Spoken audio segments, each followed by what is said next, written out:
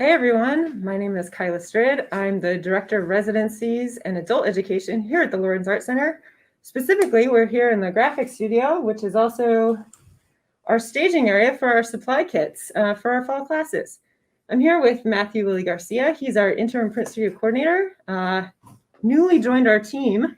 So thrilled to be here. He's going to show us some really colorful and incredible screen printing techniques here. And then also, I just want to encourage you all to check out our fall classes. They start next Tuesday. We've got so many offerings. There's literally something for everyone. If you haven't been on our website, all of this is online, and on our website, you can click and it'll take you right to the class that you want to take. Or you can swing by the Art Center if you're old school and pick up a paper copy. Limited supplies. There's only 500 of these babies this year. So get them while you can. So without further ado, Matthew, thank you so much. Yeah, I no can't problem. wait to see what you're going to do. Yeah, so I'm going to be printing a second layer of my screen print. So I'm going to show you how I move the image from this to this. Which is a subtle difference. Yeah, subtle difference. There is. But over time, you're going to build it up. Yes, yes. And so I layer many, many, many layers over my screen prints. And so this process uses the transparent ink to kind of leave space in between my other inks to create these gaps that allow the colors to come through more vividly than if I just did it all flat colors across. And then it makes these kind of glowy spots that I really am drawn to and like in my work. And so so I will start by I set up the registration so that the print sits right where it needs to be underneath my screen, and kind of stealing a trick from Japanese woodblock printing called Kento style printing, and I create an L shape on the surface to have a place that my paper just slides right into. And so I've used my screen to line up my image directly underneath the printed area. And then I'll just kind of use a flop as a way to just dial it in just a little bit tighter so there's no wiggle. And so there's no misregistration or something that may have wiggled earlier. So Did you learn that when you were studying Mokuhanga in Japan? No, I actually learned the Kento style registration from my professor, Matt Hobson-Walker. He taught at COS at the time. I think he teaches at Fresno State now. But we did this with just masking tape style. Okay. And it's just and I didn't realize it was a Kento style registration until I learned Mokuhanga. actually from Yumi Nam at KU. And Perfect. Then went to Japan. Yeah. So Matthew graduated this spring with his MFA from the print department at KU. And did you go over to Japan one summer or two? One. Yeah. All right. So I'm going to start by laying out my colors. I do kind of stagger my colors. So I just lay one out at a time. And then transparent base in between. And so what it's going to do is it's going to blend the colors a little more gradually when I put the transparent base, so things aren't just going to run into each other and they'll leave those lighter gaps in my printing. And then I kind of just keep my ink on my squeegee so that it doesn't just slide off. It makes things a little bit more messy, but I don't want to print one. But I'd rather clean up the mess away from where my prints are. So that technique is called flooding the screen, what he just did. Yes. Very important in screen printing. And so, said the ceramic artist. Yes. So the flooding of the screen allows for the ink to be put into the screen, and as I'm registering, the screen doesn't dry and get clogged up, and so it just keeps everything wet while I'm working, and it also puts the ink that's going to go onto the surface. And so first I'm going to do just some blank pages because I want the blend to start to blend together, and I don't want to start right away because it's really streaky. Oops. the edition that I'm doing is about 30. And so that's what it looks like right now. And so 30 is a lot to control that kind of streakiness. I basically have to like redo it and reapply ink every time if I wanted to. So start from scratch every time. And my inks are very, very transparent. I put like this amount of ink, probably has maybe less than a quarter pink ink in it. And the rest of it's transparent base. The yellow is more yellow because yellow is naturally transparent, and the blue also is a little more transparent. So, which I'm not using on this part of the print, but when I did the original image, I kind of kept completely opaque inks. So. For the first layer. Yeah. And I wanted to read the registration for the CD.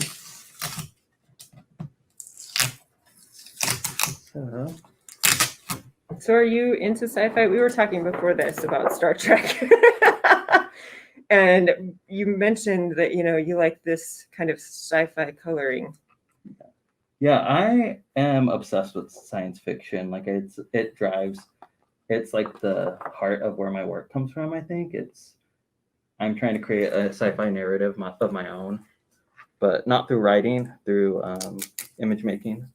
My favorite thing about being a printmaker is being able to see the hand in the process. And so it's just something that makes it different from if I just had it digitally printed.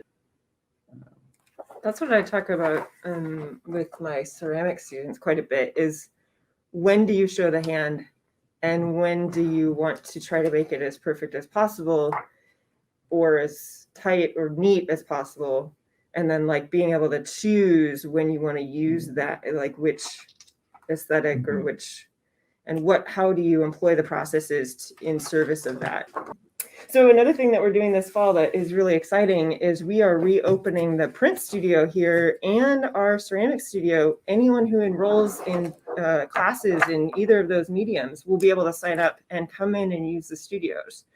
And we're greatly limiting how many people will come in at a time. So for this area down here, it's one student in graphics lab, 2 in the print studio. And then we have a gap in the studio times so that we can adequately clean in between the students. And then up in ceramics, it's a max of 4. Just because of the way the equipment is used, we can have more students up there at a time. We've been doing a little bit of it over the summer, and some of the ceramic students have said they love being back in the building. They love being back in the studio and getting a chance to connect with each other and getting to use the equipment, because we know that so many people don't have print presses in their basements or pottery wheels in their backyards. And so being able to come in and make use of our facilities is just a really great thing that we can do for the students and for our community. A lot of the artists I talk to who do this as their living are saying that even they are having a hard time getting into the studio and making things. Mm-hmm. So I think that staying active and staying creative is so critical as an outlet and as a way to get through this. This is tough. I think we all wish for better circumstances right now. But creating things, making things, writing stories, these are all great ways to stay active and keep your mind engaged in a different way. Oh, that's just gorgeous. I wish we could get a close-up of my view. It's always just like candy for me. I just like love it. It looks like candy. Look at those colors. So Matthew taught a Mokahanga class for us in the winter session, I believe it was. Mm-hmm. And I would come and visit his class, and it was always such a really wonderful energy in the class. I don't know how else to describe it, but like, I can't remember whether it was you or one of the students was doing like donut prints. With that was me. For sure. With this traditional Japanese technique and with sprinkles and everything. Yep. I thought it was fantastic. But the students were making great work, and you could just tell, like when you walk in, that people are happy and they're making. And to me, that's a really good indicator of people having a good time in a class. They're happily making, you know. That was a really fun class, and it was it's hilarious because I just like learned in the last few years how to do mokuhanga, and I mean I've been wood carving for a while, doing relief, but like learning that process was like a large struggle for me. And then I had a student that was like, that's amazing. Like I was just like, I was like astounded that she's like, I was like, you've never done this. She's like, nope, never done this. I was like, all right.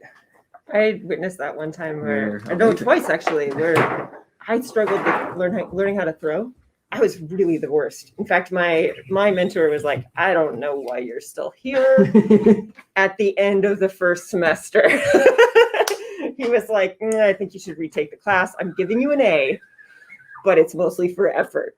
And so then, you know, I would watch these people, like I've seen two people in my life that just sat down and just picked it up immediately and just were able to throw pots. And I'm just flabbergasted. But even, you know, working with students at our studio here, like watching them even on the second week center and throw a small cylinder, I'm like, you're amazing.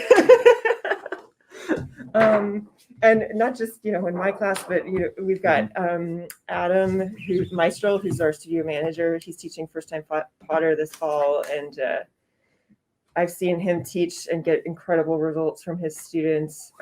All of our teachers right now, I'm so proud of everybody. Like, I just think everyone's incredible artists, no matter what their medium or genre they're working in. And so I love seeing what they're doing and what their students are doing.